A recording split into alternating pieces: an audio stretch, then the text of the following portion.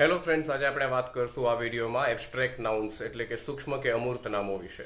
તો અમૂર્ત નામો કે સૂક્ષ્મ નામો કેને કહીએ તો કે જે નામોને આપણે આપણી 5 જ્ઞાનેન્દ્રિયો વડે, જેની આપણે ગઈકાલે વાત કરી હતી, ચાખવું, સૂંઘવું, અડવું વગેરે વડે અનુભવી ના શકીએ, પણ તેમ છતાં એવા નામો અસ્તિત્વ ધરાવે છે. તો એવા બધા નામોનો સમાવેશ આપણે કેમાં કરશું તો કે અમૂર્ત અથવા તો સૂક્ષ્મ નામોમાં.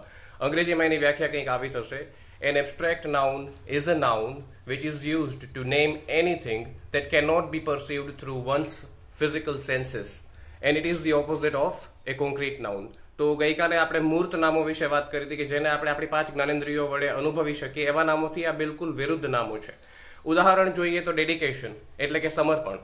તો ડેડિકેશન એટલે કે સમર્પણ એ શું થયો તો કે એક ભાવ થયો.